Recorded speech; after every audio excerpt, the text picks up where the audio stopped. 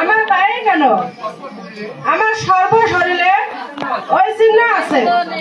দেখি তো দেখি।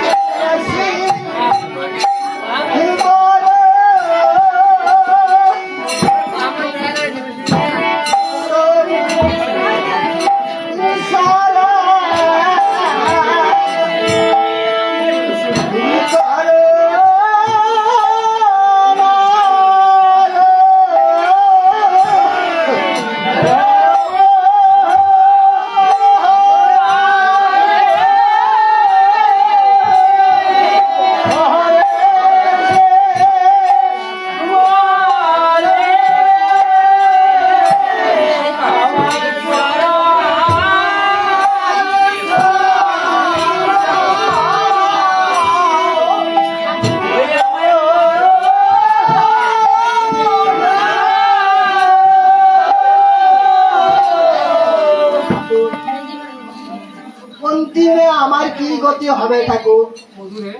মধুরে তুমি সদা সর্বদা হরে কৃষ্ণ নাম জপ করবে, তাতে তোমার গতি হবে। তবে প্রভু আমার পিতৃপুরুষের গতি কি হবে ঠাকুর? মধুরে তুমি গয়ায় গিয়ে পিণ্ড দিও, তাহলে সকলেই উদ্ধার হবে। আমি এখানে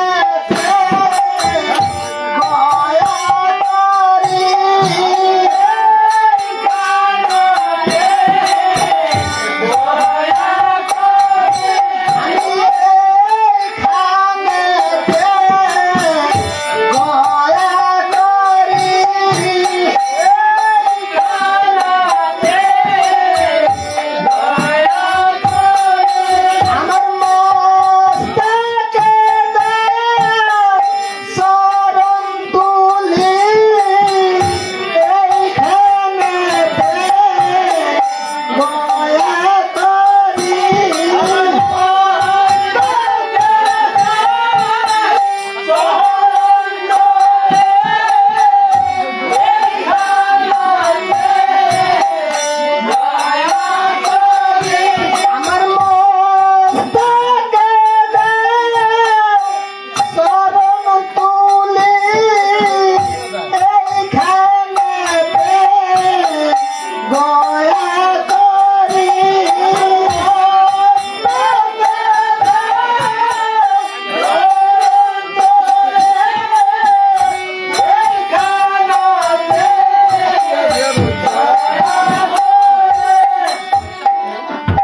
আচ্ছা প্রভু, গয়া ক্ষেত্র নাম কি জন্য হলো প্রভু?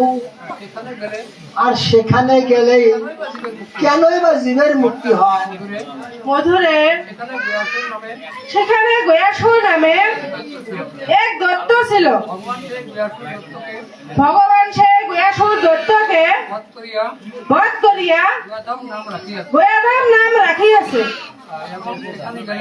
এবং সেখানে গেলে জীবের মুক্তি হয়। আচ্ছা প্রভু, সেখানে গয়াসুরের মস্তকে ভগবানের পদ দিয়ে যদি অসুর মুক্তি হয়, তবে তবে আপনিও সাক্ষাৎ ভগবান।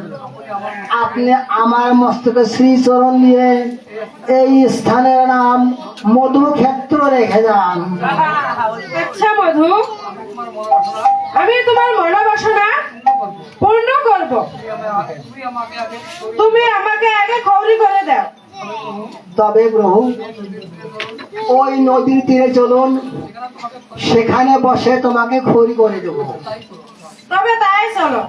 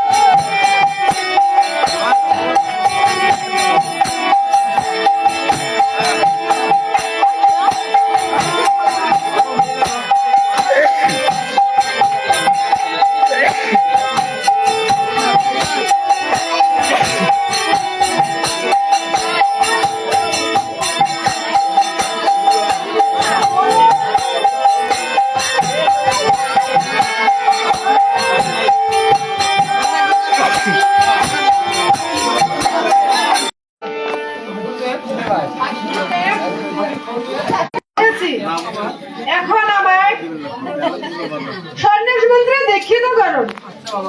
আচ্ছা বাবা নিমাই চাঁদ, তোমায় এখানে বসো, আমি তোমাকে সন্ন্যাস মন্ত্রে দীক্ষিত করেছি।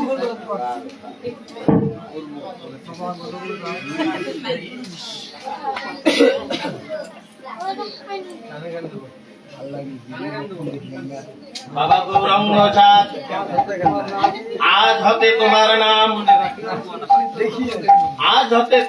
নাম রাখিলাম শ্রী শ্রী চৈতন্য দেব। এখন আমি আসি। আচ্ছা নিমাই চাঁদ, আমার দক্ষিণা কোথায়? প্রভু, আমি গুরু দক্ষিণা কোথায় পাবো? আমি তো একজন পথের ভিখারি, দক্ষিণা পাবো কোথায়? কেন বাবা নিমাই চাঁদ, তুমি এই নগরবাসীদের নিকট ভিক্ষা করে করে আমায় দক্ষিণা দাও নিমাই চাঁদ, নচেৎ তোমার কোনো ফল হবে না বাবা। গুরুদেব, আমি তাই করবো।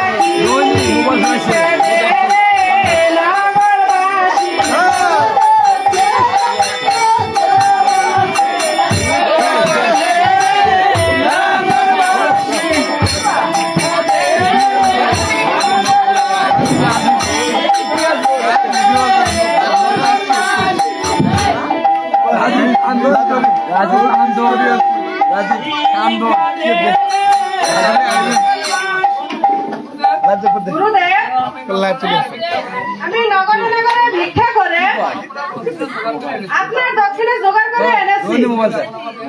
গুরুদেব, এখন আমাকে ঋণ মুক্ত করুন। বাবা চৈতন্য দেব, আমি তোমার দক্ষিণা প্রসন্ন মনে গ্রহণ করিলাম বাবা। গুরুদেব, এখন আমাকে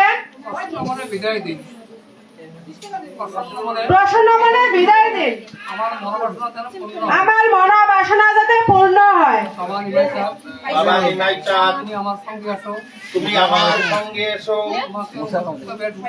তোমাকে আমি উপযুক্ত বেশভূষা দিয়ে সাজাইয়ে দিয়েছি বাবা।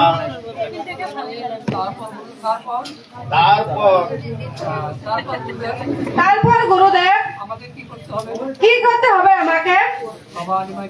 বাবা নিমাই চাঁদ, এই তুমি কলি যুগের ঘরে ঘরে হরি নাম দিয়ে তোমার উদ্দেশ্য সাধন করো বাবা। তোমার উদ্দেশ্য সাধন করো।